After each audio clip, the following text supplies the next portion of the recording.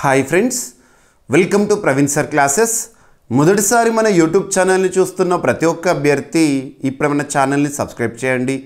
ఈ వీడియో గనక నచ్చినట్లయితే లైక్ చేయండి. మీ ఫ్రెండ్స్ అందరికీ, పోటీ పరీక్షలకు ప్రిపేర్ అవుతున్న ప్రతి ఒక్క ఆస్పిరెంట్కి ఈ వీడియో లింక్ని షేర్ చేయండి. ఇక ఈరోజు నవంబర్ 29, 2025 వార్తలు నిలిచిన జాతీయ, అంతర్జాతీయ, రాష్ట్రీయ అంశాల గురించి, వార్తలు నిలిచిన వ్యక్తులు, అవార్డులు, పుస్తకాలు, మరి క్రీడా సంబంధిత సమాచారం, ఒక్కొక్క అంశాన్ని వివరంగా తెలుసుకుందాం. అంతకంటే ముందుగా నిన్నటి డైలీ కరెంట్ అఫైర్స్ వీడియోలో అడిగిన ప్రశ్నకి వివరణతో కూడిన సమాధానాన్ని చూద్దాము. సో క్వశ్చన్ వచ్చేసి, ఇటీవల వార్తలు నిలిచిన ఒక వ్యక్తి పైన అడగడం జరిగింది. ఆల్రెడీ మన డైలీ కరెంట్ అఫైర్స్ వీడియోలో డిస్కస్ చేసిన టాపికే ప్రశ్నగా ఇచ్చాను. ప్రశ్నని మరొకసారి చూడండి. అంతర్జాతీయ ప్రజాస్వామ్యం ఎన్నికల సహాయ సంస్థ international institute for democracy and electoral assistance, ఈ అంతర్జాతీయ సంస్థకి నూతన అధ్యక్షుడిగా బాధ్యతలు స్వీకరించనున్న వ్యక్తి ఎవరు? మరియు ఈ సంస్థ ఏ సంవత్సరంలో స్థాపించబడింది? ప్రధాన కేంద్రం ఎక్కడ ఉంది? ఏదైనా ఒక అంతర్జాతీయ సంస్థ గురించి మనం చూస్తున్నప్పుడు పోటీ పరీక్షల కోణంలో ఆ సంస్థకి సంబంధించి స్థాపన సంవత్సరం, అంటే ఏ సంవత్సరంలో స్థాపించబడింది, ఆ సంస్థ యొక్క ప్రధాన కేంద్రం ఎక్కడ ఉంది, ఇప్పుడు ఎందుకు వార్తల్లోకి వచ్చింది, ఖచ్చితంగా ఈ పాయింట్స్ని కవర్ చేయండి. ఇక్కడ అబ్జర్వ్ చేస్తే సంస్థ పేరు వచ్చేసి international institute for democracy and electoral assistance. ఈ సంస్థ 1995 ఇయర్లో స్థాపించబడింది. 1995 సంవత్సరంలో స్థాపన. ఈ సంస్థ యొక్క ప్రధాన కేంద్రం వచ్చేసి స్టాక్హోమ్ అనేది ఏ దేశ రాజధాని? స్వీడన్. సో స్వీడన్ దేశంలోని స్టాక్హోమ్ కేంద్రంగా పనిచేస్తున్న ఒక అంతర్జాతీయ సంస్థ. దాదాపు 35 దేశాలు సభ్యత్వాన్ని కలిగి ఉన్న సంస్థ. రీసెంట్గా ఈ సంస్థ ఎందుకు వార్తల్లోకి వచ్చింది అంటే, రానున్న డిసెంబర్ 3వ తేదీ, సో డిసెంబర్ 3, 2025 రోజున ఈ సంస్థకి నూతన అధ్యక్షునిగా బాధ్యతలు స్వీకరించనున్న వ్యక్తిగా మన భారతదేశానికి చెందిన ప్రముఖ వ్యక్తి నిలిచారు. తన పేరేంటంటే జ్ఞానేష్ కుమార్. సో జ్ఞానేష్ కుమార్ గారు, జ్ఞానేష్ కుమార్ ఎవరు? జ్ఞానేష్ కుమార్ భారతదేశంలో ఎలక్షన్ కమిషన్ ఆఫ్ ఇండియా ఉంది కదా, కేంద్ర ఎన్నికల సంఘం, ఎలక్షన్ కమిషన్ ఆఫ్ ఇండియా ఒక రాజ్యాంగబద్ధ సంస్థ. ఎలక్షన్ కమిషన్ ఆఫ్ ఇండియాకి సిఈసిగా విధులు నిర్వర్తిస్తున్నారు. చీఫ్ ఎలక్షన్ కమిషనర్గా విధులు నిర్వర్తిస్తున్న జ్ఞానేష్ కుమార్ గారు రానున్న డిసెంబర్ 3వ తేదీ 2025 రోజున ఈ సంస్థకి international institute for democracy and electoral assistance అనే సంస్థకి అధ్యక్షత లేదా అధ్యక్ష బాధ్యతలను స్వీకరించబోతున్నారు. గుర్తుంచుకోండి. నెక్స్ట్ 2026 ఇయర్లో ఈ international institute for democracy and electoral అసిస్టెన్స్కి సంబంధించిన జనరల్ అసెంబ్లీ సమావేశం అనేది తన అధ్యక్షతన జరగబోతుంది. జ్ఞానేష్ కుమార్ గారి అధ్యక్షతన. ప్రస్తుతం జ్ఞానేష్ కుమార్ గారు సిఈసిగా, చీఫ్ ఎలక్షన్ కమిషనర్గా ఎన్నికల సంఘానికి సంబంధించి విధులు నిర్వర్తిస్తున్నారు. ఇక ఎన్నికల సంఘం విషయానికి వస్తే, మన దేశంలోనే అత్యున్నత చట్టం మన రాజ్యాంగంలోని 15వ భాగం ఎన్నికలకు సంబంధించిన అంశాలను తెలుపుతుంది. 15వ భాగంలో ఆర్టికల్ 324 నుండి 329 వరకు ఎన్నికలకు సంబంధించి, అందులో ఆర్టికల్ 324 కేంద్ర ఎన్నికల సంఘం లేదా ఎలక్షన్ కమిషన్ ఆఫ్ ఇండియా గురించి తెలుపుతుంది. ఎలక్షన్ కమిషన్ ఆఫ్ ఇండియా అనేది కాన్స్టిట్యూషనల్ బాడీ, ఒక రాజ్యాంగబద్ధ సంస్థ. ప్రస్తుతం 1+2 బాడీగా పనిచేస్తోంది. ఒక ప్రధాన ఎన్నికల కమిషనర్, 2 ఎన్నికల కమిషనర్లు.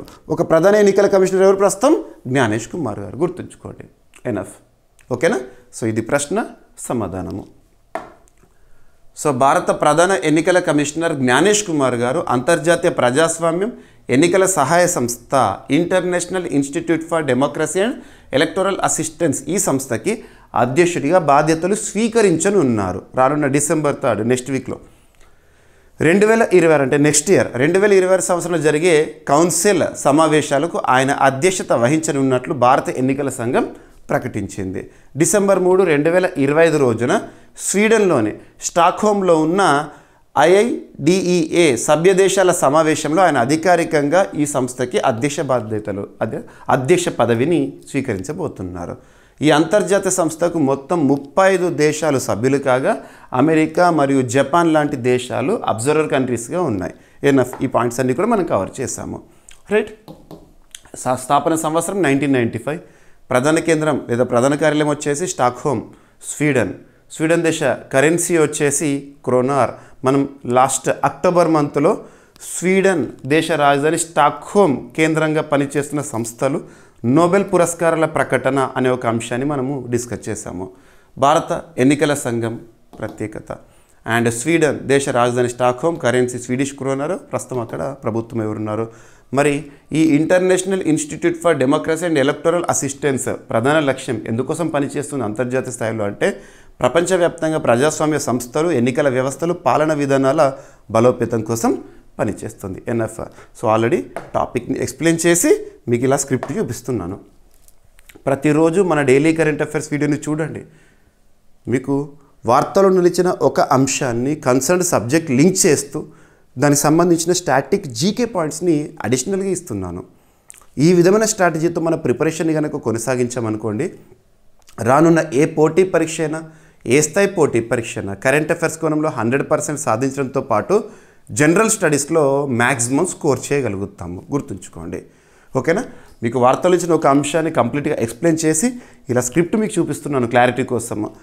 ఈ వీడియో చూసిన తర్వాత ఈ క్లాస్లో ఎక్స్ప్లెయిన్ చేసిన ఈచ్ అండ్ ఎవ్రీ టాపిక్, ఈ కంటెంట్ మొత్తాన్ని కూడా మీరు పీడిఎఫ్ రూపంలో పొందాలనుకుంటే మన యాప్ని ఇన్స్టాల్ చేసుకోండి. GVK study circle app. GVK study circle యాప్లో డైలీ సిఏ అనే ఒక కోర్స్ ఉంటుంది. డైలీ సిఏ అనే ఒక కోర్స్ ఉంటుంది. ఆ డైలీ సిఏ కోర్సులో మీకు రోజు యూట్యూబ్ ప్లాట్ఫామ్ ద్వారా అందిస్తున్న డైలీ కరెంట్ అఫైర్స్ వీడియోలో ఎక్స్ప్లెయిన్ చేస్తున్న కంటెంట్ మొత్తం కూడా మీకు అందులో పీడిఎఫ్ రూపంలో అందుబాటులో ఉంటుంది. అదే కోర్సులో డేట్ వైజ్గా కరెంట్ అఫైర్స్ టెస్టులను కూడా అప్లోడ్ చేస్తూనే ఉన్నాను. కొన్ని శాంపుల్ పీడిఎఫ్స్, శాంపుల్ టెస్టులు ఉంటాయి, మీరు ప్రాక్టీస్ చేయండి. ఓకేనా? చూడండి. సో ఈరోజు ఫస్ట్ టాపిక్ వచ్చేసి, ఈరోజు మీరు అన్ని వార్తాపత్రికల్లో కూడా అబ్జర్వ్ చేసి ఉంటారు, భారత్ అమెరికా మధ్య ఒక రక్షణ ఒప్పందం అనేది న్యూస్లో ఉంది. దేనికి సంబంధించిన ఒప్పందమో చూద్దాము. ఇక్కడ అబ్జర్వ్ చేస్తే భారత్ అమెరికా మధ్య 7,900 కోట్ల రూపాయల విలువైన MH-60R అంటే MH-60 రోమియో హెలికాప్టర్లకు సంబంధించి నావీ హెలికాప్టర్ సస్టైన్మెంట్ ఒప్పందం అనేది న్యూస్లో ఉంది. రక్షణ రంగ ఒప్పందాల్లో భాగంగా అర్థం చేసుకోవచ్చు. మీకు ప్రతిసారి కూడా చెప్తున్నాను, రక్షణ రంగానికి సంబంధించి చాలా టాపిక్స్ని మనం అబ్జర్వ్ చేస్తున్నాం. ప్రతిరోజు 1 లేదా 2 టాపిక్స్ని ఎక్స్క్లూజివ్గా రక్షణ రంగానికి సంబంధించి అబ్జర్వ్ చేస్తున్నాము. మరి రక్షణ రంగానికి సంబంధించిన కాంటెంపరీ టాపిక్స్ని 6 సెగ్మెంట్స్లో ఐడెంటిఫై చేయండి, ఏదో ఒక సెగ్మెంట్లో అని చెప్పేసి ఒక్కొక్కటి చూస్తే, వార్తలు నిలుస్తున్న విన్యాసాలు, 2 రక్షణ రంగ దిగుమతులు, సింపుల్గా చెప్పాలంటే డిఫెన్స్ ఇంపోర్ట్స్, 3 రక్షణ రంగ నివేదికలు, అంతర్జాతీయ స్థాయిలో వార్తలు నిలుస్తున్న ఏవైతుంటే చూడండి, defence related reports. Next defence acquisition council ఇటీవల వేటికి ఆమోద ముద్ర వేసింది. నెక్స్ట్ పూర్తి స్వదేశీ పరిజ్ఞానంతో తయారవుతున్న ఆయుధ సంపత్తి. ఇక లాస్ట్ వచ్చేసి రక్షణ రంగ ఒప్పందాలు. ఓకేనా? ఇక్కడ అబ్జర్వ్ చేస్తే రక్షణ రంగ ఒప్పందాల్లో భాగంగా అర్థం చేసుకోవచ్చు, డిఫెన్స్ ఇంపోర్ట్స్లో భాగంగా కూడా అర్థం చేసుకోవచ్చు. ఇప్పటికే మన రక్షణ రంగ అవసరాలు తీర్చుకోవడంలో భాగంగా చాలా దేశాల నుండి చాలా దిగుమతులను, రక్షణ రంగ దిగుమతులను మనం చేపడుతున్నాము. ఉదాహరణ తీసుకుంటే అగ్రదేశం అమెరికా నుండి మనం ఏమేమి దిగుమతి చేసుకుంటున్నాము ఇప్పటి వరకు? పొసిడాన్ 8I నిఘా విమానాలను చూస్తున్నాము. నెక్స్ట్ వచ్చేసేసి Apache, Chinook, MH-60 Romeo helicopters. Next వచ్చేసేసి హర్పూన్ మిసైల్స్ అనగానే మనకు అమెరికా గుర్తుకు రావాలి. నెక్స్ట్ సిగ్సావర్ తుపాకుల గురించి మనం చూసాము. ఇవన్నీ కూడా మనం అమెరికాకు సంబంధించి రీసెంట్గా లాస్ట్ ఒక 1 వీక్లోనే మనం ఇంకొక టాపిక్ని డిస్కస్ చేసాము, జావెలిన్కి సంబంధించి, జావెలిన్ ఒప్పందం అని చెప్పేసి అమెరికాతో. ఇవన్నీ లింక్ చేసుకోండి. ఇకపోతే ఫ్రాన్స్ దేశం సంబంధించి, అంటే ఫ్రాన్స్ దేశం నుండి మనం రక్షణ రంగ దిగుమతులను వేటిని చేపడుతున్నామంటే, ఫ్రాన్స్ అనగానే దసో ఏవియేషన్ సంస్థ గుర్తుకు రావాలి. అందులో భాగంగా రఫేల్ యుద్ధ విమానాలను దిగుమతి చేసుకున్నాం ఇప్పటికే. మిరాజ్ 2000 యుద్ధ విమానాలను ఏ దేశం నుండి దిగుమతి చేసుకుంటున్నామంటే ఫ్రాన్స్. నెక్స్ట్ వచ్చేసేసి ఇంకా చెప్పాలంటే స్పెయిన్ దేశం నుండి C-295 యుద్ధ విమానాలను దిగుమతి చేసుకోవడం జరిగింది. ఇకపోతే ఇజ్రాయెల్ దేశం నుండి హెరాన్ డ్రోన్స్ని, sky strikers and suicide drones అంటాము. నెక్స్ట్ నెగేవ్ లైట్ మిషన్ గన్స్ని దిగుమతి చేసుకున్నాము. ఇక రక్షణ రంగం అనగానే మనకు రష్యా గుర్తుకు రావాలి. మనం అత్యధికంగా రక్షణ రంగ దిగుమతులను ఏ దేశం నుండి చేసుకుంటున్నామంటే మన పెద్దన్న పాత్రలో ఉన్న రష్యా నుండి. ఇప్పటికే భారత్ రష్యా సంయుక్తంగా తయారు చేసిన బ్రాహ్మోస్ మిసైల్ గురించి మనం చూస్తున్నాము. నెక్స్ట్ ఏకే రైఫిల్స్ కానివ్వండి, AK rifles, S-400 missile systems, MiG యుద్ధ విమానాలు కానివ్వండి, అండ్ రీసెంట్గా లాస్ట్ 2 days బ్యాక్ కూడా SU-57 5th జనరేషన్ స్టెల్త్ యుద్ధ విమానాలు భారత్ అడగాలే కానీ మేము ఎటువంటి ఆంక్షలు లేకుండా మేము ఇచ్చేస్తామని చెప్పేసి ప్రకటన చేసింది రష్యా. సో ఇవన్నీ కూడా లింక్ చేసుకోండి. Defence imports. ఇప్పుడు అమెరికాకి సంబంధించి ఆల్రెడీ మనం అమెరికా నుండి MS-60R హెలికాప్టర్ల ఒప్పందం గురించి గతంలోనే చూసాము. ఇప్పుడు వాటికి సంబంధించి ఒక సస్టైన్మెంట్ ఒప్పందం అనేది న్యూస్లో ఉంది. ఆ ఒప్పందం యొక్క విలువ ఎంతో చూడండి. ముఖ్యంగా ఈ MS-60R హెలికాప్టర్లకు కావాల్సిన మరమ్మతు సేవలు కానివ్వండి, అవన్నీ కూడా ఇందులో భాగంగా చూస్తాము. సో స్క్రిప్ట్ చూడండి. భారత రక్షణ మంత్రిత్వ శాఖ ప్రస్తుతం మినిస్టర్ ఆఫ్ డిఫెన్స్ కన్సర్న్ మినిస్టర్గా ఎవరు విధులు నిర్వర్తిస్తున్నారు? రాజ్నాథ్ సింగ్ గారు. భారత రక్షణ మంత్రిత్వ శాఖ MS-60R నావికాదళ హెలికాప్టర్ల కోసం సస్టైన్మెంట్ సపోర్ట్ పొందేందుకు అమెరికాతో లెటర్స్ ఆఫ్ ఆఫర్ అండ్ యాక్సెప్టెన్స్పై సంతకాలు చేసింది. ఈ ఒప్పందం యొక్క విలువ ఎంతో చూడండి. 7,900 కోట్ల రూపాయలు. ఓకేనా? అంత విలువతో ఈ ఒప్పందం విదేశీ సైనిక విక్రయాల కార్యక్రమం కింద న్యూఢిల్లీలో అధికారికంగా పూర్తయింది. మరి ఈ సస్టైన్మెంట్ ప్యాకేజ్లో ఉన్న అంశాలు ఏంటంటే హెలికాప్టర్లకు MS-60R హెలికాప్టర్లకు అవసరమైన స్పేర్ పార్ట్స్ని అందుబాటులో ఉంచడము, మరియు టెక్నికల్ అసిస్టెన్స్ ట్రైనింగ్ని అందుబాటులో ఉంచడము, అండ్ కంపోనెంట్ల రిపేర్ రిప్లెనిష్మెంట్ అందించడము, భారత్లోని ఇంటర్మీడియట్ లెవెల్ రిపేర్ ఫెసిలిటీలు, పీరియాడిక్ మెయింటెనెన్స్ ఇన్స్పెక్షన్ సెంటర్లను స్థాపించడము. దీని ద్వారా హెలికాప్టర్ ఆపరేషనల్ రెడీనెస్, మెయింటెనబిలిటీ గణనీయంగా పెరుగుతుందంట. రక్షణ మంత్రిత్వ శాఖ ప్రకారం ఈ ఏర్పాటుతో భారత నావీ వినియోగిస్తున్న అత్యాధునిక MS-60R హెలికాప్టర్ల సిద్ధస్థితి పెరుగుతూ సుదీర్ఘకాలిక నిర్వహణ సామర్థ్యం మెరుగవుతుందంట. ఈ ఒప్పందం ఆత్మనిర్భర్ భారత్ లక్ష్యాలకు అనుగుణంగా దేశీయ సంస్థలు, MSMEలు రక్షణ సస్టైన్మెంట్ లాజిస్టిక్స్ రంగాల్లో భాగస్వామ్యం పెరగడానికి సహాయం చేస్తుంది. ఏం లేదు, ఈ టాపిక్కి సంబంధించి ముఖ్యంగా రక్షణ రంగ ఒప్పందాల్లో భాగంగా అర్థం చేసుకోవచ్చు. సో ఈ డీల్ వాల్యూ ఎంత, దేనికి సంబంధించి, ఏ 2 దేశాలకు సంబంధించి, ఎనఫ్ సింగిల్ లైన్లో గుర్తుపెట్టుకోండి. ఎగ్జామినేషన్లో దానిపైనే అడిగే అవకాశం ఉంటుంది. ఓకేనా? సరిపోతుంది. మీకు ఒక టాపిక్ని ఎక్స్ప్లెయిన్ చేసి దానికి సంబంధించిన స్క్రిప్ట్ని ఈ విధంగా చూపిస్తున్నాను. అబ్జర్వ్ చేస్తే MS-60 సీహాక్ లేదా ఈ హెలికాప్టర్ ఏదైతే ఉంటుందో అమెరికాకు చెందిన లాక్హీడ్ మార్టిన్ సంస్థ తయారు చేస్తుంది. లాక్హీడ్ మార్టిన్ అమెరికాకు సంబంధించిన సంస్థ. ఓకేనా? రైట్. ఇక వార్తలు నిలిచిన ఒక సూచి మరియు ర్యాంకింగ్. ఏదైనా ఒక సూచి గురించి లేదా ర్యాంకింగ్ల గురించి లేదా నివేదికల గురించి పోటీ పరీక్షల కోణంలో చదివేటప్పుడు దానికి సంబంధించి ఏ పాయింట్స్ని మనం కవర్ చేసుకోవాలి. ఫస్ట్ వచ్చేసి వార్తలు నిలిచిన ఆ సూచి పేరేంటి, సూచి పేరు. ఆ సూచిని ఏ సంస్థ లేదా ఏ అంతర్జాతీయ సంస్థ విడుదల చేస్తుంది. ఆ అంతర్జాతీయ సంస్థ యొక్క ప్రధాన కేంద్రం ఎక్కడ. ఆ సూచీలో టాప్ పొజిషన్లో నిలిచిన దేశం లేదా టాప్ 3 కంట్రీస్ని గుర్తుంచుకోండి.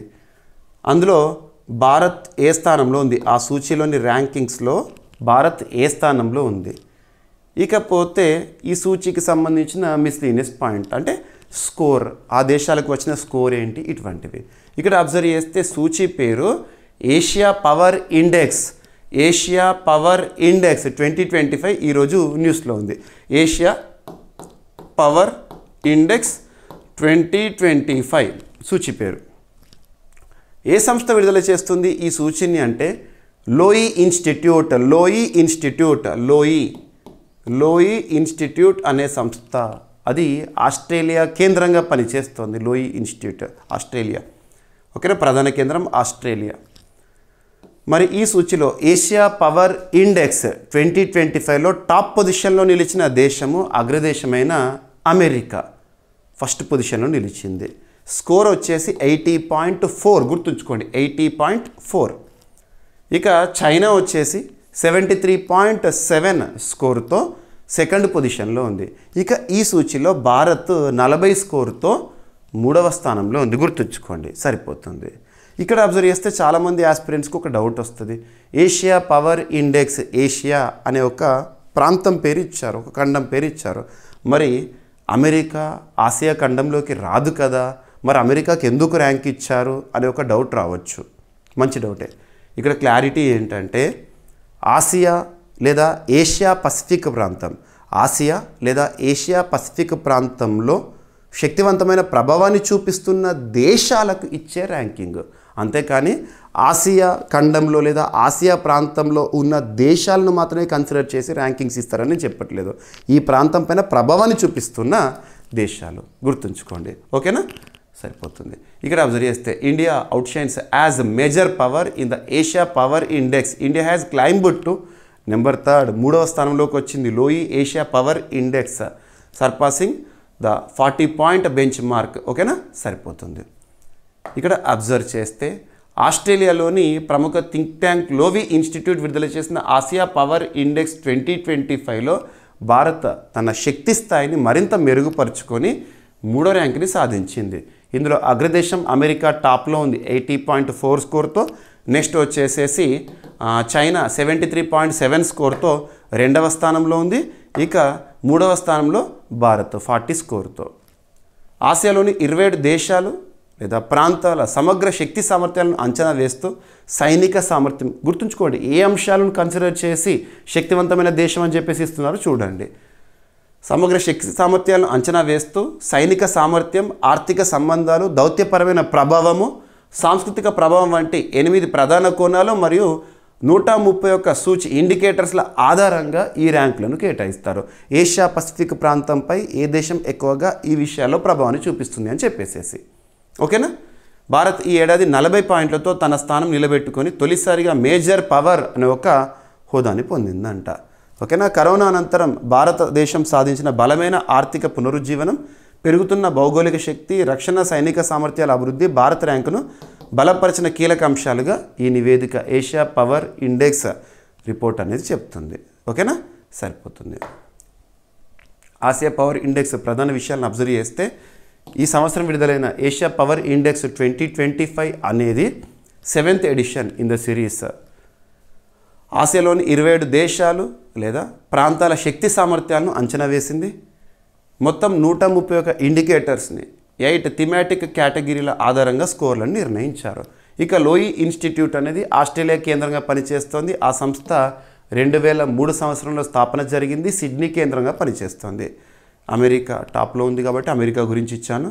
China, next Bharat and Asia power index దేశాల శక్తి ప్రభావాన్ని అంచనా వేసే సమగ్ర గ్లోబల్ ర్యాంకింగ్ సైనిక, ఆర్థిక, దౌత్య, డిజిటల్, సాంస్కృతిక రంగాల్లో పరిశీలనపై ఆధారితం. గుర్తుంచుకోండి.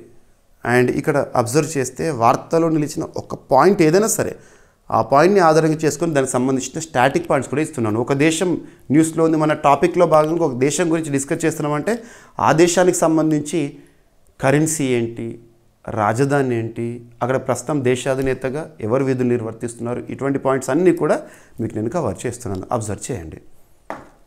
రైట్, ఇక 3rd టాపిక్ వచ్చేసి ఈరోజు ప్రపంచంలో అత్యధిక జనసాంద్రత అంటే డెన్సిటీని ఎలా చూస్తామంటే ఒక చదరపు కిలోమీటర్లో నివసించే జనాభా ఎవరైతే ఉంటారో దాన్ని మనం డెన్సిటీగా అబ్జర్వ్ చేయొచ్చు. Population is different, population density is different. సాంద్రత, జనసాంద్రత. ప్రపంచంలో అత్యధిక జనసాంద్రత కలిగిన పట్టణ సమూహంగా ఇండోనేషియా దేశ రాజధాని జకర్తా ఉందంట. యుఎన్ ఐక్యరాజ్య సమితి యునైటెడ్ నేషన్స్ మద్దతుతో విడుదలైన గణాంకాలు చెప్తున్నాయి. ఇక ఇండోనేషియా తరచూ న్యూస్లోకి వస్తుంది. ఎక్కువగా ఇండోనేషియా విపత్తులకు సంబంధించి వార్తలు నిలవడం మనం అబ్జర్వ్ చేస్తాము.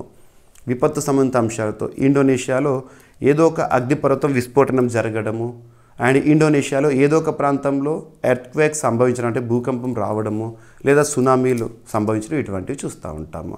ఇండోనేషియా దేశ రాజధాని జకర్తా గురించి కూడా చాలాసార్లు మనం డిస్కస్ చేసాము. Because of rise in sea level, Indonesia is changing its capital from Jakarta to Nusantara అని చెప్పేసేసి. క్లైమేట్ చేంజ్, వాతావరణ మార్పు కారణంగా ఇండోనేషియా దేశము తమ రాజధానిగా ఉన్న జకర్తాని నుసంతరాకి షిఫ్ట్ చేస్తుంది. కొత్త రాజధాని నుసంతరా అవబోతుందని చెప్పేసేసి. మరి ప్రస్తుత రాజధాని జకర్తా ఏదైతే ఉందో అది చాలా పాపులస్, అంటే సింపుల్గా డెన్సిటీ అనేది ఎక్కువ ఉంది. ప్రపంచంలో అత్యధిక డెన్సిటీ కలిగిన సిటీగా జకర్తా ఉందని చెప్పేసి యుఎన్. ఓకేనా?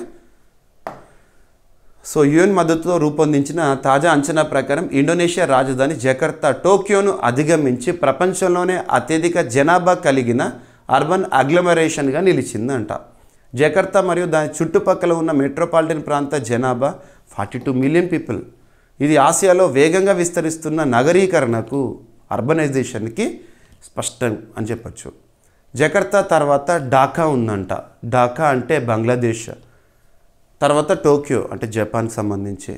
ప్రపంచంలోని టాప్ 10 అత్యధిక జనాభా కలిగిన అర్బన్ సమూహాలలో, అర్బన్ అగ్లమరేషన్స్లో 9 ఆసియాలోనే ఉన్నాయంట. అందులో అబ్జర్వ్ చేస్తే New Delhi, Shanghai, Guangzhou, Cairo, Manila, Kolkata, Seoul వంటి నగరాలు ఆ జాబితాలో ఉన్నాయి. Most populous cities. ఈ ధోరణి దక్షిణ తూర్పు ఆసియా, దక్షిణ ఆసియాలో కొనసాగుతున్న ఆర్థిక వృద్ధి, అధిక సాంద్రత నివాసాలు, జనాభా పెరుగుదల వంటి అంశాల ప్రభావాన్ని ప్రతిబింబిస్తోందంట. ఓకేనా? ఇండోనేషియా ప్రస్తుతం రాజధాని జకర్తా, కరెన్సీ ఇండోనేషియన్ రూఫియా. ఓకేనా? ఇక జపాన్ రాజధాని వచ్చేసి టోక్యో, కరెన్సీ వచ్చేసి జపనీస్ యెన్. ప్రస్తుతం జపాన్ దేశ చరిత్రలోనే మొట్టమొదటి మహిళా ప్రధానమంత్రి విధులు నిర్వర్తిస్తున్నారు Sanae Takaichi. Bangladesh Dhaka is the capital, currency వచ్చేసి బంగ్లాదేశ్ ఢాకా. ప్రస్తుతం ప్రధానమంత్రిగా మహమ్మద్ యూనిస్ గారు ఉన్నారు. షేక్ హసీనా గారు దేశాన్ని విడిచిపెట్టి పారిపోవడం విడిపడి చూస్తున్నాం.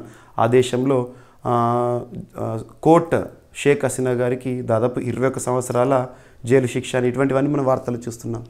ఇక యునైటెడ్ నేషన్స్ అక్టోబర్ 24, 1945 ఏర్పాటైంది. న్యూయార్క్ కేంద్రంగా పనిచేస్తుంది. ప్రస్తుతం సెక్రటరీ జనరల్గా యాంటోనియో గుటెరస్ గారు ఉన్నారు.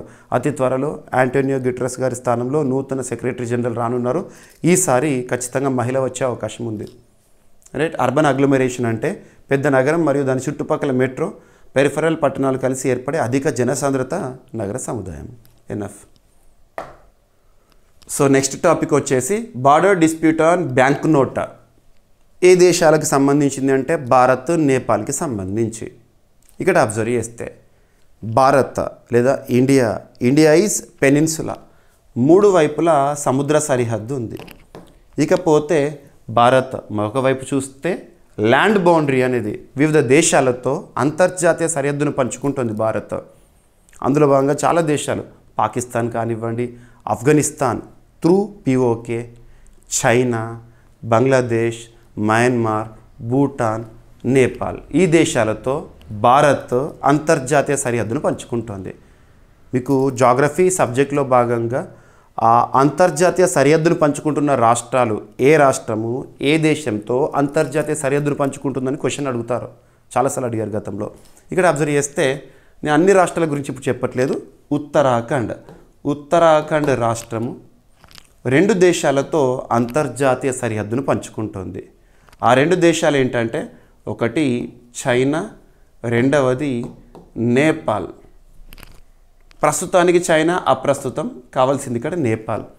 ఉత్తరాఖండ్ రాష్ట్రం నేపాల్ దేశంతో అంతర్జాతీయ సరిహద్దును పంచుకుంటుంది. అంతర్జాతీయ సరిహద్దును పంచుకుంటున్న దేశాల మధ్య సమస్యలు సర్వసాధారణం. ఇక్కడ మరి ఉత్తరాఖండ్ రాష్ట్రంలోని 3 ప్రాంతాల పేర్లు గుర్తుంచుకోండి. ఒకటి కాలాపాని, 2 లిపులేక్, 3 లింపియాదురా. గుర్తుంచుకోండి. ఈ 3 ప్రాంతాల గురించి తరచూ నేను చెప్తా ఉంటాను, మీకు చాలాసార్లు రిపీట్ చేస్తున్నాను. ఈ 3 ప్రాంతాలు కూడా ఉత్తరాఖండ్ రాష్ట్రంలో ఉన్నాయి. మనం అక్కడ వైబ్రెంట్ విలేజెస్ ప్రోగ్రామ్ని కూడా గతంలో అమలు చేశాము. మరి ఈ 3 ప్రాంతాలను నేపాల్ ఏం చెప్తుంది అంటే వాళ్ళ భౌగోళిక ప్రాంతంలో చూపించే ప్రయత్నం తరచూ చేస్తుంది.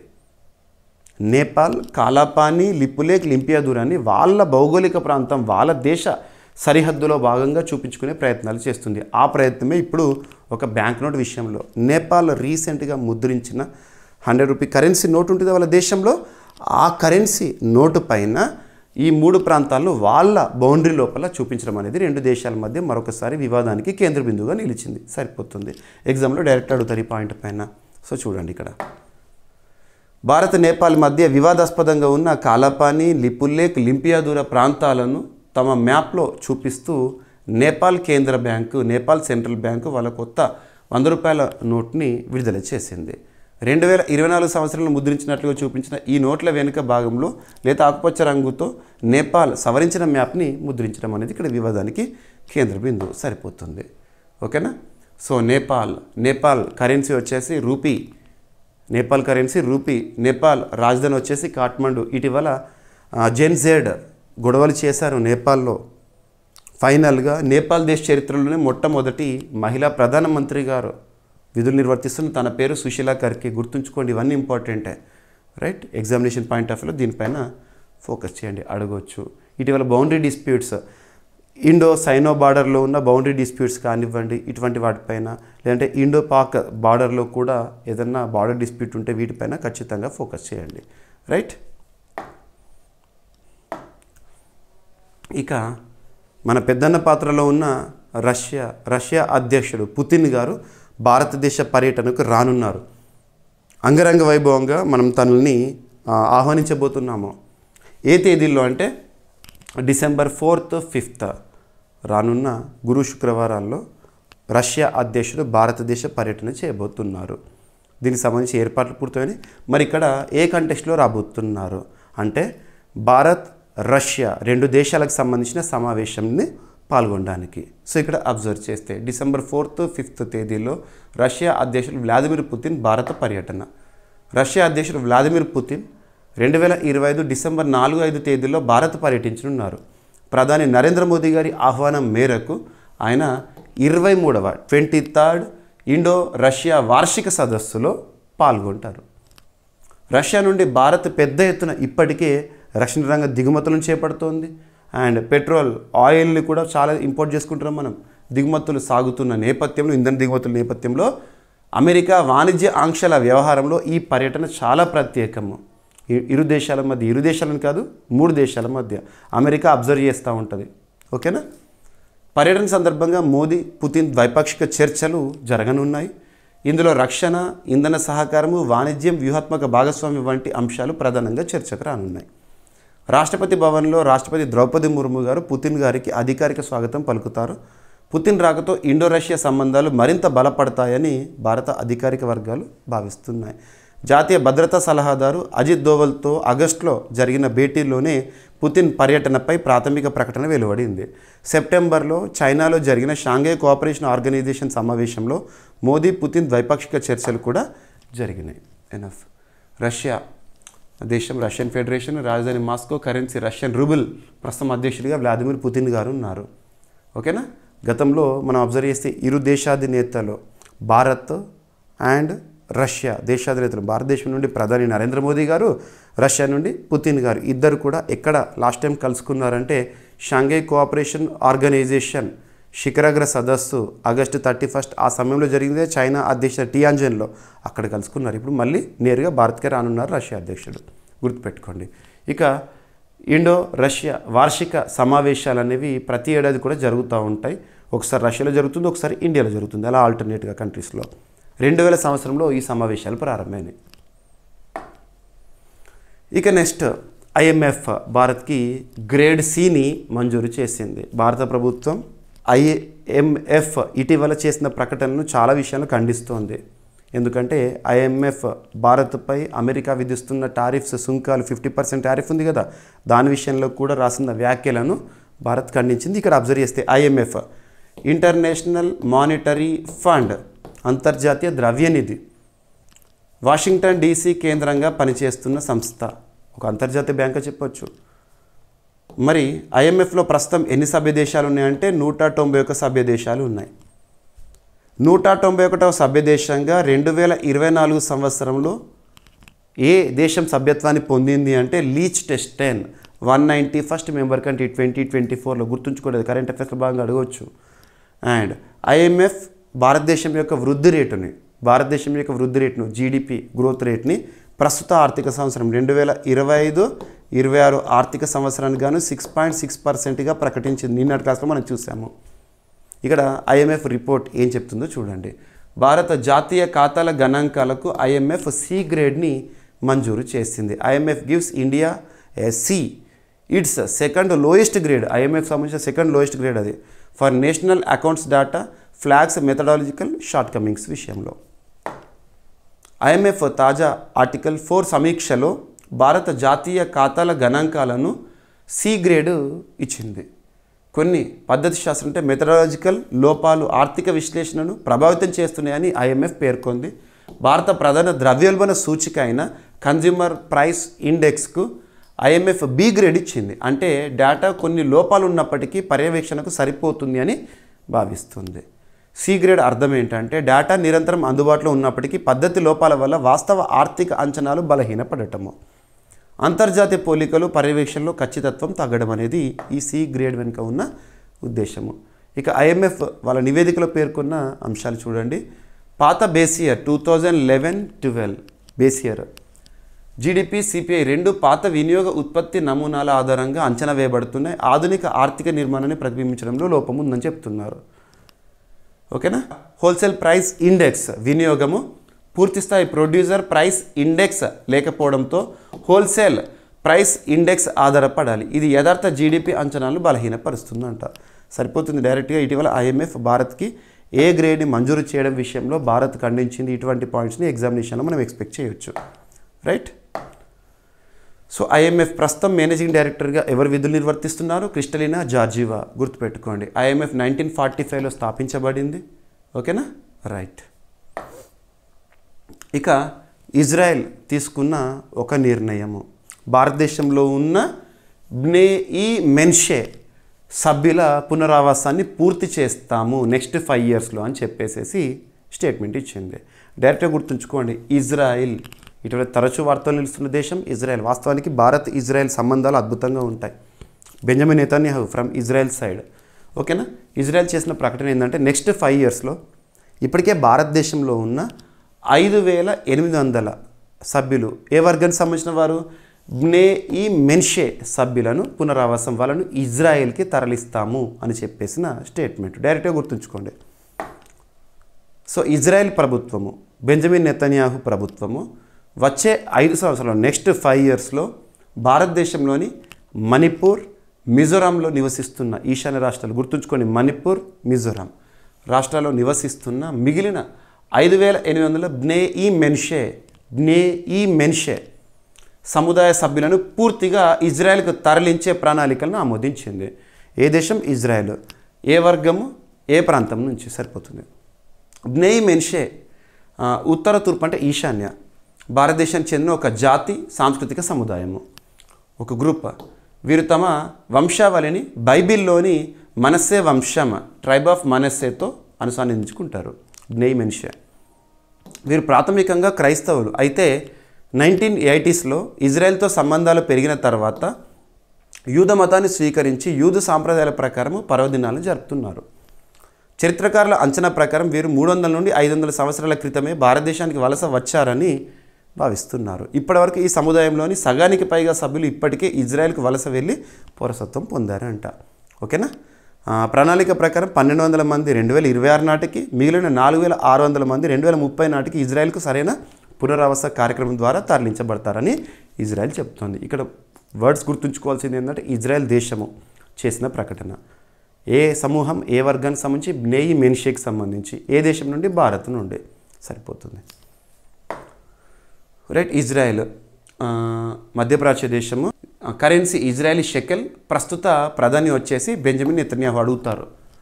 ఇక మణిపూర్ భారతదేశంలో ఉంది. రాజధాని వచ్చేసేసి ఇంఫాల్. కరెన్సీ వచ్చేసి మన ఇండియన్ రూపీ. ప్రస్తుతం ఆర్టికల్ 356 అమల్లో ఉంది. మణిపూర్ ఒక అంతర్జాతీయ సరిహద్దును పంచుకుంటున్న రాష్ట్రం. మణిపూర్ ఏ దేశంతో అంతర్జాతీయ సరిహద్దును పంచుకుంటుందంటే మయన్మార్. గుర్తుంచుకోండి. Mizoram Aizawl is the capital. ప్రస్తుతం ముఖ్యమంత్రిగా లాల్ దుహోమా గారు ఉన్నారు మిజోరాంకి. ఓకేనా. బ్నేఈ మెన్షే ఈ సముదాయం సాంప్రదాయంగా హిబ్రూ చరిత్రతో సంబంధం కలిగి ఆధునిక యూదు విద్య సాంప్రదాయాలను 1980s తర్వాత విస్తృతంగా స్వీకరించింది. ఇక తరచూ వార్తలు నిలుస్తున్న అంశాలపైన ఆస్పిరెంట్స్ ప్రత్యేక శ్రద్ధను చూపండి. లాస్ట్ 6 months, 1 year ఆర్ 1.5 yearలో రెగ్యులర్గా రిపీటెడ్గా కనిపిస్తున్న అంశాలను ప్రత్యేకంగా చూడండి. అందులో ఐఐటీస్ చాలా ఇంపార్టెన్స్ ఉన్న topic. Indian institute of technology. ముఖ్యంగా కరోనా విపత్కర పరిస్థితుల కాలం నుండి ఐఐటీస్ రిలేటెడ్గా చాలా టాపిక్స్ని మనం రెగ్యులర్గా చూస్తున్నాము. అందులో ఐఐటి ఖరగ్పూర్ ఇటీవల తరచూ వార్తల్లోకి వస్తుంది. ఐఐటి ఖరగ్పూర్ గురించి లాస్ట్ టైం మనము క్యాంపస్ మదర్స్ అనే ఒక ఇనిషియేటివ్ గురించి డిస్కస్ చేశాము. క్యాంపస్లో ముఖ్యంగా ఐఐటి ఖరగ్పూర్ క్యాంపస్లో విద్యార్థుల మానసిక ఒత్తిడిని తగ్గించి ఆత్మహత్యలను నివారించడం కోసం క్యాంపస్ మదర్స్ అని చెప్పేసేసి ఇప్పుడు అదే ఐఐటి ఖరగ్పూర్ అంటే వెస్ట్ బెంగాల్లోని ఒక ఐఐటిది ఇంపాక్ట్ రైజ్ అనే ఒక కార్యక్రమాన్ని ప్రారంభించింది, ముఖ్యంగా సైన్స్ అండ్ టెక్నాలజీ రంగాన్ని ప్రోత్సహించడానికి. ఓకేనా. భారత సాంకేతిక సంస్థ ఐఐటి ఖరగ్పూర్ 2025 నవంబర్లో ఇంపాక్ట్ రైజ్ అంటే ఏంటంటే research innovation skilling and entrepreneurship పేరుతో కొత్త కార్యక్రమాన్ని ప్రారంభించింది. ఈ కార్యక్రమం స్థిరమైన సాంకేతికత, స్థిరమైన నిర్వహణ ద్వారా విపులమైన సామాజిక మార్పు సాధించడానికి లక్ష్యంగా పెట్టుకుంది. సరిపోతుంది. ఇటీవల ఏఐఐటి ఇంపాక్ట్ రైజ్ అనే ఒక ఇనిషియేటివ్తో న్యూస్లోకి వచ్చింది. రైజ్ అంటే ఏంటి, ముఖ్యంగా ఎస్ఎన్టీలో అర్థం చేసుకోవచ్చు. ఓకేనా. ఇది ఐఐటి ఖరగ్పూర్ ప్లాటినం జూబ్లీ సంవత్సరం సందర్భంగా ప్రకటించబడింది. ఇంపాక్ట్ రైజ్ కార్యక్రమం 4 పిల్లర్స్ పైన ఆధారపడి ఉంటుంది. ఒకటి రీసెర్చ్, ఆవిష్కరణ, నైపుణ్య అభివృద్ధి, పారిశ్రామిక వ్యాపారాల ప్రోత్సాహం. ఎనఫ్. ఓకేనా. ఐఐటి ఖరగ్పూర్ 1951లో ఏ ఇయర్ అంటారు, ఐఐటి ఖరగ్పూర్ 1951లో స్థాపితము. భారతదేశంలో ఏర్పాటైన మొదటి ఐఐటీల్లో ఇదొకటి. ఓకేనా. వెస్ట్ బెంగాల్లో ఉంది. రైట్. భారతదేశంలో స్థిరమైన సాంకేతిక ప్రోత్సాహానికి ముఖ్య జాతీయ కార్యక్రమాలు ఇప్పటికే ఏం అమలవుతున్నాయంటే స్టార్టప్ ఇండియా 2016 నుండి, అటల్ ఇన్నోవేషన్ మిషన్ 2016 నుండి, డిజిటల్ ఇండియా 2015 నుండి. ఓకేనా. ఇక ICMR Indian council of medical research ఒక హెచ్చరికని జారీ చేసింది. వాస్తవం మీరు అబ్జర్వ్ చేయండి, యాంటీబయాటిక్స్ చాలామంది చిన్నగా ఫీవర్ వచ్చినా కూడా యాంటీబయాటిక్స్ తీసుకుంటారు. అలా తీసుకోకండి. యాంటీబయాటిక్స్ని మితిమీరి మనం తీసుకున్నాం అనుకోండి, వాటిని ప్రతిఘటించే సామర్థ్యాన్ని పొందుతాయి. ఏంటి, మన దేహంలో ఉండే ఆ సూక్ష్మజీవులు, ముఖ్యంగా బ్యాక్టీరియా కానివ్వండి, ఇవన్నీ అవి సూపర్ బగ్స్గా అవతరిస్తాయి. సూపర్ బగ్ అంటే ఏం లేదు, యాంటీబయాటిక్స్ని కూడా ప్రతిఘటించే సామర్థ్యాన్ని పొంది ఉండడం. మరి అటువంటి సూపర్ బగ్స్ అనేవి డెవలప్ అవుతాయని చెప్పేసి ICMR Indian council of medical research వారు ఒక హెచ్చరికిస్తున్నారు. సాధారణ అంటువ్యాధులకు యాంటీబయాటిక్లను వాడితే అవి పనిచేయక సూపర్ బగ్స్ పెరుగుతున్న పరిస్థితి అనేది ఏర్పడుతుందంట. ఐసీఎంఆర్ రీసెంట్గా విడుదల చేసిన AMRSN రిపోర్ట్ 2024 ప్రకారము భారత్లో మూత్రపిండ సంక్రామ్యతలు అంటే యూరినరీ ట్రాక్ట్ ఇన్ఫెక్షన్స్ ఉంటాయి కదా, మరియు న్యూమోనియా, సెప్సిస్, విరేచనాలు వంటి సాధారణ ఇన్ఫెక్షన్లు చికిత్సకు కష్టతరంగా మారుతున్నాయంట. సాధారణంగా ఉపయోగించే యాంటీబయాటిక్లు పనిచేయకపోవడంతో ఈకోలి, ఎస్టెరిషియా కోలి ఇటువంటివి ఎక్కువగా సూపర్ బగ్స్ అనేక మందులకు ప్రతిఘటన చూపుతున్నాయి. ఇవి ఫ్లూరోక్వినోలోన్స్, సెఫాలోస్పోరిన్స్, చివరి దశలో ఉపయోగించే కార్బాపెనెమ్లు వంటి శక్తివంతమైన యాంటీబయాటిక్లకు నిరోధక పెంచుకుంటున్నాయి. ఏం లేదు, ఎక్కువగా ప్రతిదానికి యాంటీబయాటిక్స్ తీసుకోవడము, చిన్నగా ఇన్ఫెక్షన్ మన బాడీలో చిన్నగా ఏదైనా అనీజీగా ఇల్లుగా ఫీల్ అయినా కూడా యాంటీబయాటిక్స్ తీసుకోవడం వల్ల లోపల సూపర్ బగ్స్ పెరుగుతున్నాయి. ఆ సూపర్ బగ్స్ ఏంటంటే ఎంత పవర్ఫుల్ యాంటీబయాటిక్ వేసుకున్నా కూడా వాటిని తట్టుకునే సామర్థ్యం, వాటిని ప్రతిఘటించే సామర్థ్యాన్ని పొందుతున్నాయంట. ఆ రిపోర్ట్ ఇచ్చారు. ఓకేనా. సూపర్ బగ్ అంటే ఒకే రకం కాదు, బహుళ యాంటీబయాటిక్లకు ప్రతిఘటన పెంచుకున్న బ్యాక్టీరియా, ఫంగస్ వంటి సూక్ష్మజీవులు. వీటి వల్ల సాధారణ ఇన్ఫెక్షన్లే ప్రాణాంతకరంగా మారే ప్రమాదం ఉంది. చిన్న ఇన్ఫెక్షన్ వల్ల కూడా మనిషి ప్రాణాలు కోల్పోయే అవకాశం ఉంటుంది. యాంటీబయాటిక్ల దుర్వినియోగం, మధ్యలో మందులు ఆపడం, ఆసుపత్రుల్లో అధిక స్థాయి యాంటీబయాటిక్లకు అదనపు లేని వినియోగం, సూక్ష్మజీవుల మధ్య జెన్ ట్రాన్స్ఫర్ వంటి కారణాల వల్ల ఈ సూపర్ బగ్స్ అభివృద్ధి చెందుతున్నాయంట. ఇక Indian council of medical research 1911లో స్థాపితం, న్యూఢిల్లీ కేంద్రంగా పనిచేస్తుంది. ప్రస్తుతం ఐసీఎంఆర్కి డైరెక్టర్ జనరల్గా ఎవరున్నారు అంటే డాక్టర్ రాజీవ్ బహల్. ఏదైనా ఒక సంస్థ గురించి మనం చూస్తున్నప్పుడు ఆ సంస్థ హెడ్ క్వార్టర్ ఎక్కడ, ఆ సంస్థకి ప్రస్తుతం డైరెక్టర్ జనరల్ లేదా చీఫ్గా ఎవరు విధులు నిర్వర్తిస్తున్నారో చూడండి. మీకు ప్రతి పాయింట్ ఇస్తున్నాను, ఎందుకంటే ఇటీవల ముగిసిన పోటీ పరీక్షలో డైరెక్ట్ అడుగుతున్నారు కొన్ని జాతీయ స్థాయిలో ప్రముఖ సంస్థలు, ఆ సంస్థల అధిపతులు అని చెప్పేసి. ఓకేనా. AMRSN రీసెంట్గా ఐసీఎంఆర్ విడుదల చేసిన రిపోర్ట్. AMRSN అన్నాను కదా, అంటే ఏంటంటే anti microbial resistance surveillance network. ICMR ఆధ్వర్యంలో 2013లో ప్రారంభమైంది. ఇది దేశంలోని ఆసుపత్రుల్లో యాంటీబయాటిక్ నిరోధకత నమూనాలను పర్యవేక్షిస్తూ ఉంటుంది. రైట్. ఇక యాంటీ మైక్రోబియల్ రెసిస్టెన్స్ ప్రపంచ ఆరోగ్యానికి ప్రధాన ముప్పుగా ఉందంట. 2050 నాటికి ఈ ఏఎంఆర్ యాంటీ మైక్రోబియల్ రెసిస్టెన్స్ వల్ల ప్రపంచవ్యాప్తంగా ప్రతి సంవత్సరం కోట్ల ప్రాణ నష్టం సంభవించే అవకాశం ఉందని ప్రపంచ అధ్యయనాలు తెలుపుతుంది. ఇటీవల తవ్వకాల్లో బయటపడిన పురాతన వస్తువులు అటువంటి ఏవైతే ఉంటాయో ఎక్స్కవేషన్స్ ఏవైతే ఉంటాయో వాటిపైన పోటీ పరీక్షలు అడగవచ్చు. ఇక్కడ అబ్జర్వ్ చేస్తే మణిపూర్లో 37,000 ఏళ్ళ పురాతన తానీ బ్యాంబూ అవశేషాలు బయటపడ్డాయంట. బ్యాంబూసా అంటాం మనము, వెదురు బొంగులు అంటాం కదా. బ్యాంబూ ప్రత్యేకత ఏంటంటే the fastest growing plant on the earth. అత్యంత వేగంగా పెరిగే మొక్క బ్యాంబూ. మొక్కల్లో పెరుగుదలను కొలిచే పరికరం ఏంటంటే క్రెస్కోగ్రాఫ్, గుర్తుంచుకోండి.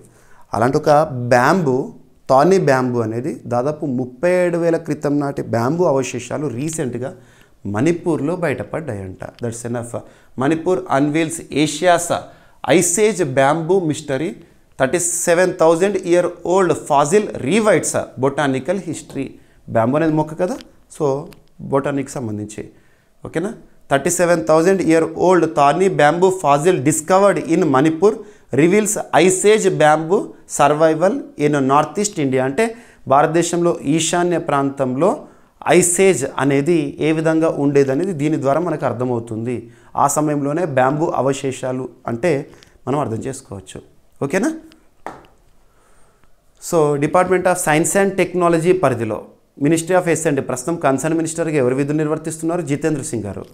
So department of science and technology పరిధిలోని బిఎస్ఐపి పరిశోధకులు అంటే బీర్బల్ సాని ఇన్స్టిట్యూట్ ఆఫ్ ప్యాలియో సైన్సెస్ శాస్త్రవేత్తలు మణిపూర్ ప్రత్యేకత లాస్ట్ 2.5-3 years నుండి రెగ్యులర్గా వార్తలు చూస్తున్నాం. కుకీలు మైతేల మధ్య జరుగుతున్న గొడవలు కానివ్వండి. ప్రస్తుతం మణిపూర్లో ఆర్టికల్ 356 అమల్లో ఉంది. భారతదేశంలో ఆర్టికల్ 356 అమల్లో ఉన్న అత్యధిక సార్లు అమల్లో ఉన్న రాష్ట్రంగా మణిపూర్ రాష్ట్రం నుండి చిరాంగ్ నది అంచున సిల్ట్ నిల్వలలో 37,000 years బ్యాక్ ప్రాచీన తానీ బ్యాంబూ ఫాజిల్ని గుర్తించారు. ఐసేజ్ కాలానికి చెందిన ఈ అవశేషం ప్రత్యేకంగా గుర్తింపు పొందడం అనేది అంటే భారతదేశంలో ఈశాన్య ప్రాంతాల్లో ఐసేజ్ కాలంలో బ్యాంబూ వినియోగం అనేది ఉండేది అని వాస్తవం చూపిస్తుంది. సరిపోతుంది. ఓకేనా. సో బీర్బల్ సాని ఇన్స్టిట్యూట్ ఆఫ్ ప్యాలియో సైన్సెస్ ఇది 1946లో స్థాపించబడింది. లక్నో కేంద్రంగా పనిచేస్తుంది. రైట్. ఐసేజ్ సుమారు 2.6 మిలియన్ ఏళ్ల పాటు కొనసాగిన హిమయుగ దశ. తరచూ మంచు విస్తరణ, చిన్న దీర్ఘదశల్లో జీవవైవిధ్య మార్పులు సంభవించిన కాలం అంట. ఇక రక్షణ రంగానికి సంబంధించి చాణక్య డిఫెన్స్ డైలాగ్ రీసెంట్గా న్యూస్లో ఉంది. ఆల్రెడీ మనం 15 days బ్యాక్ ఇది జరగబోతోందని ప్రత్యేకంగా డిస్కస్ చేశాము. సో నిన్నటి రోజున మనం చూసాము. చాణక్య డిఫెన్స్ డైలాగ్ దేనికి సంబంధించింది? రక్షణ రంగానికి సంబంధించిన ఒక సదస్సుగా చెప్పవచ్చు. ఎవరు నిర్వహిస్తున్నారు? ప్రత్యేకత ఏంటి? భారత భద్రతా వేదికలో 3rd edition Chanakya defence dialogue 3rd edition అనేది రీసెంట్గా ప్రారంభమైంది. భారత రాష్ట్రపతి, సో దేశంలో ప్రథమ మహిళ ప్రస్తుతం రాష్ట్రపతి ద్రౌపది ముర్ము గారు న్యూఢిల్లీలో Chanakya defence dialogue 3rd edition లేదా 2025ని ప్రారంభించారు. భారత సేన నిర్వహించే ఈ వార్షిక వేదిక ఇండియన్ ఆర్మీ వారు నిర్వహించే ఒక యాన్యువల్ సమ్మిట్ ఇది. సమకాలీన భద్రతా సవాలు, ప్రస్తుతం భద్రతా సవాళ్ళు ఏమున్నాయి, ఎలా పరిష్కరించుకోవాలి, రక్షణ సాంకేతిక పురోగతి ఏంటి, వ్యూహాత్మక భాగస్వాములపై లోతైన చర్చలకు ప్రోత్సాహం ఇచ్చే ఒక వేదిక. అక్కడ చర్చలు జరుగుతాయి రక్షణ రంగానికి సంబంధించి.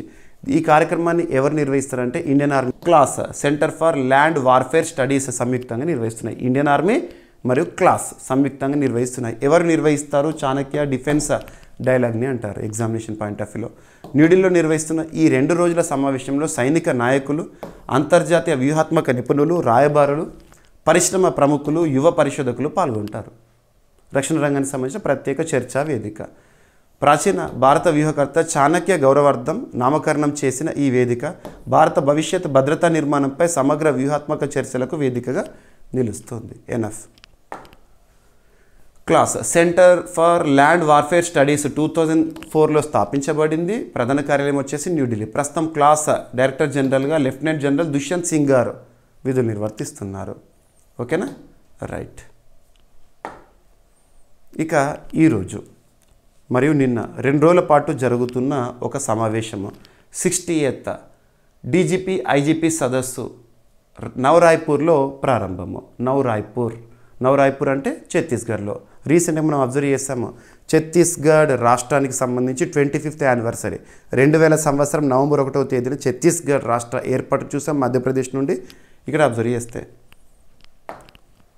సో నవంబర్ 28, 30, సో నిన్న ఈరోజు నవరాయ్పూర్లో 68th director general of police డీజీపీల స్థాయి సమావేశము మరియు IGP inspector general of police వార్షిక సదస్సు జరిగింది. అంటే అన్ని రాష్ట్రాలకు సంబంధించిన డీజీపీలు ఐజీపీలు అక్కడ హాజరవుతారు. ఒక పోలీస్ సమ్మిట్ ఇక్కడ నవరాయ్పూర్ ఈ సంవత్సరం 68th ఎడిషన్ సంవత్సరం. దేశ భద్రతా అంశాలపై అత్యున్నత స్థాయి చర్చలకు ప్రధాని, కేంద్ర హోంమంత్రి, జాతీయ భద్రతా సలహాదారు హాజరు అవడము. సదస్సు ప్రధానంగా దేశంలో మిగిలిన నక్సలిజం కేంద్రాలను పూర్తిగా నిర్మూలించే వ్యూహాలపై దృష్టి సారిస్తుంది. ఇప్పటికే మనం చూస్తున్నాము నక్సలిజం అనేది ఆల్మోస్ట్ డిసప్పేర్ అవుతుంది. చాలామంది అగ్ర నక్సల్ లీడర్స్ జనజీవన స్రవంతిలో కలవడము ఇవన్నీ కూడా. ఓకేనా. లెఫ్ట్ వింగ్ ఎక్స్ట్రీమిజం అంటే సింపుల్గా నక్సలిజము. ప్రభుత్వం నిర్ణయించిన 2026 మార్చ్ 1 హోంమంత్రి అమిత్ షా గారు చెప్పారు, ఒక డేట్ చెప్పారు, మార్చ్ 1, 2026 నాటికి దేశంలో నక్సలిజం అనేది ఉండదు అని చెప్పేసేసి. అప్పటికి నక్సలిజాన్ని పూర్తిగా నిర్మించడమే ఈ సదస్సు ప్రధాన ఉద్దేశము. 68th DGP IGP conference. ఓకేనా, right. Ministry of home affairs ప్రస్తుతం కన్సర్న్ మినిస్టర్గా అమిత్ షా గారు విధులు నిర్వర్తిస్తున్నారు. ఓకేనా. నేషనల్ సెక్యూరిటీ అడ్వైజర్ అనే ఒక పదవి 1998లో ఏర్పాటు, ప్రస్తుతం అజిత్ దోవల్ గారు విధులు నిర్వర్తిస్తున్నారు. ఇక ఛత్తీస్గఢ్ రాష్ట్రంలో అధికారంలో ఉంది బీజేపీ. ప్రస్తుతం విష్ణుదేవ్ సాయి గారు ముఖ్యమంత్రిగా ఉన్నారు, రమణ్ డేకా గారు గవర్నర్గా ఉన్నారు.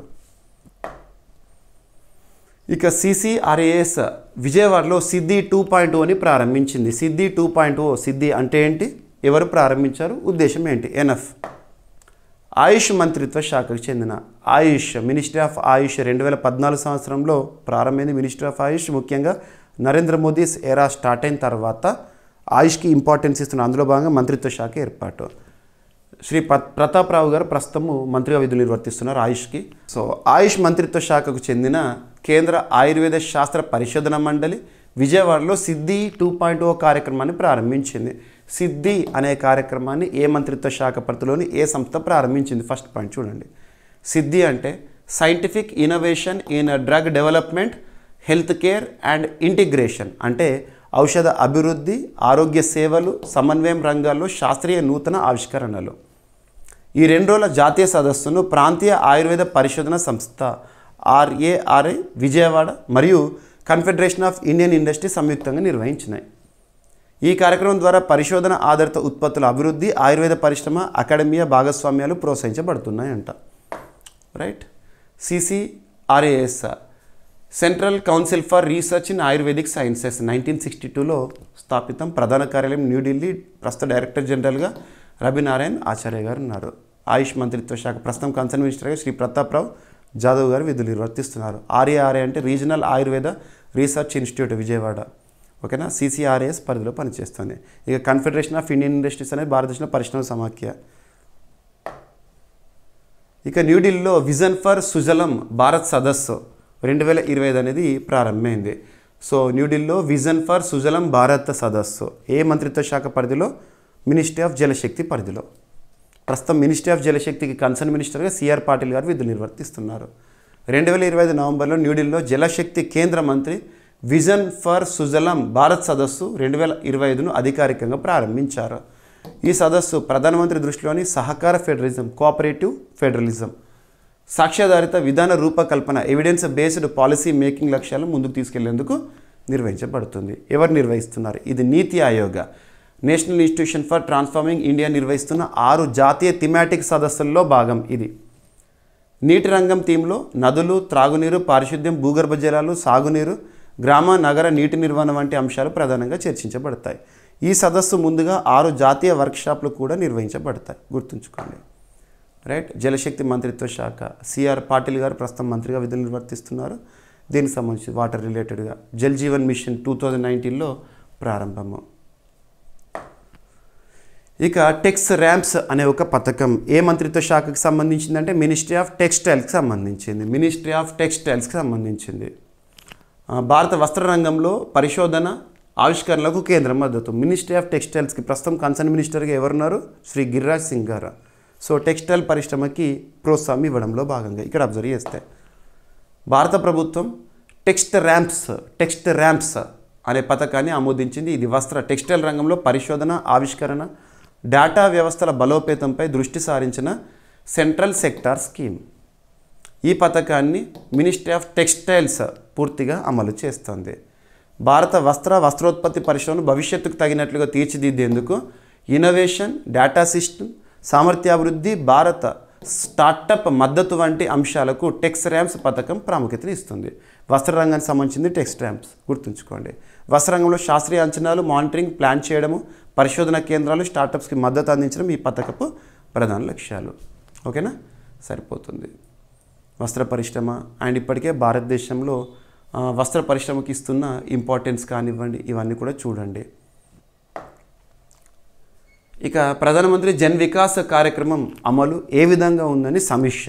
ఏ మంత్రిత్వ శాఖ పరిధిలో ఈ కార్యక్రమం? ఏదైనా ఒక స్కీమ్ న్యూస్లోకి వచ్చిందంటే ఈరోజు ప్రారంభమైన పథకమనే కాదు, ఎప్పటి నుండో ప్రారంభమై అమలవుతున్న పథకంలో కూడా వస్తున్న మార్పులు, సమీక్షల గురించి మన వార్తలు చూస్తే ఖచ్చితంగా ఫోకస్ చేయాల్సిందే.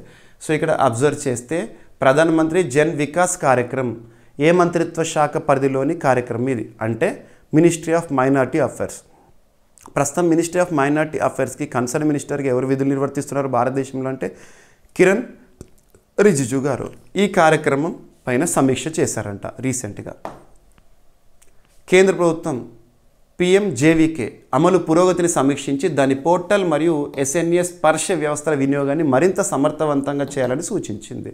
ప్రధానమంత్రి జన్ వికాస్ కార్యక్రమం మైనార్టీ వ్యవహారాల మంత్రిత్వ శాఖ ఆధ్వర్యంలో నడిచే కేంద్ర ప్రాయోజిత పథకం. గుర్తుంచుకోండి, పథకాలపైన ఎగ్జామినేషన్ క్వశ్చన్స్ వస్తాయి. ఈ పథకం మైనార్టీ ప్రాబల్య ప్రాంతాల్లో పాఠశాలలు, ఆరోగ్య కేంద్రాలు, హాస్టళ్ళు, కమ్యూనిటీ హాళ్ళు, తాగునీరు, పారిశుద్ధ్యం, నైపుణ్యాభివృద్ధి కేంద్రాలు వంటి మౌలిక సదుపాయాలను ఏర్పాటు చేయడం లక్ష్యంగా ఉంది. ఏం లేదు, కార్యక్రమం పేరేంటి? ప్రధానమంత్రి జన్ వికాస్ కార్యక్రమం. ఉద్దేశం ఏంటి?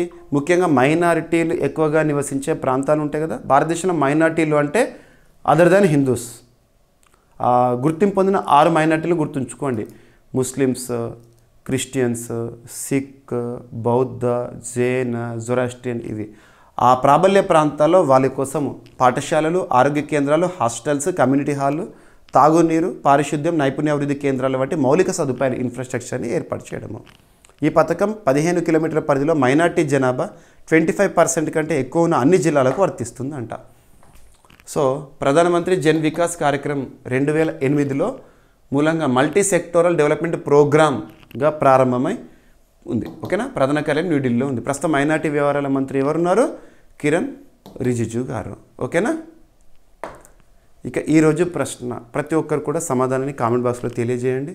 మిస్ యూనివర్స్ 2025 కిరీటాన్ని కైవసం చేసుకున్న వారెవరు? తను ఏ దేశానికి చెందినవారు? మరి ఈ పోటీలు ఎక్కడ జరిగింది? వెన్యూ. ఓకేనా, ప్రతి ఒక్కరు కూడా కామెంట్ బాక్స్లో సమాధానాన్ని తెలియజేయండి. మీకు ప్రతిరోజు చెప్తున్నాను, ప్రతిరోజు మీకు కరెంట్ అఫైర్స్ వీడియోని అందిస్తున్నాను.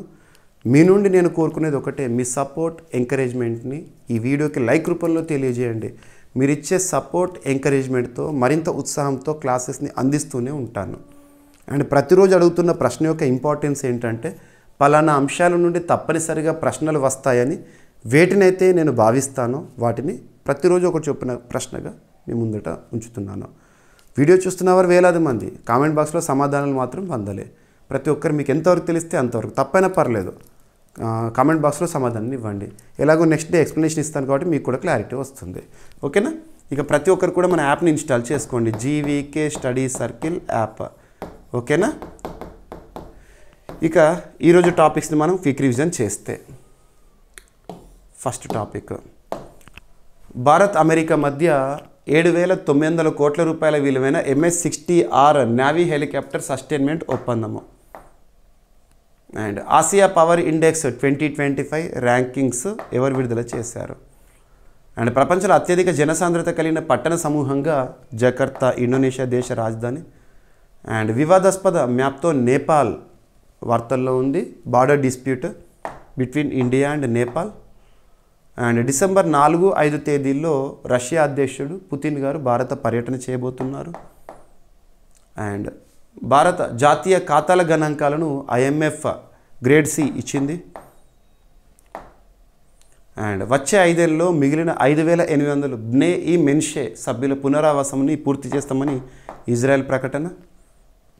Next IIT Kharagpur impact rise అనే ఒక కార్యక్రమంతో న్యూస్లోకి వచ్చింది. రైజ్ ఫుల్ ఫామ్ గుర్తుపెట్టుకోండి. అండ్ ICMR హెచ్చరిక, సాధారణ అంటువ్యాధులకు యాంటీబయాటిక్లు పనిచేయక సూపర్ బగ్స్ పెరుగుతున్న పరిస్థితి గురించి ఆందోళన వ్యక్తం చేసింది. అండ్ మణిపూర్లో ఐసేజ్ కాలం నాటి బ్యాంబూ అవశేషాలు, థార్నీ బ్యాంబూ అవశేషాలు బయటపడ్డాయి. అండ్ చాణక్య డిఫెన్స్ డైలాగ్ 2025 ఇటీవల న్యూఢిల్లీలో ప్రారంభమైంది. రక్షణ రంగానికి సంబంధించి దీన్ని ఎవరు నిర్వహిస్తారు? అండ్ భారత్లో 60వ DGP IGP సదస్సు నైరాబీలో ప్రారంభమైంది, ఛత్తీస్గఢ్లో. అండ్ CCRAS విజయవాడలో సిద్ధి 2.0 అనే అంశంతో న్యూస్లోకి వచ్చింది. అండ్ న్యూఢిల్లీలో విజన్ ఫర్ సుజలాం భారత్ సదస్సు 2025 ప్రారంభమైంది. ఏ మంత్రిత్వ శాఖ?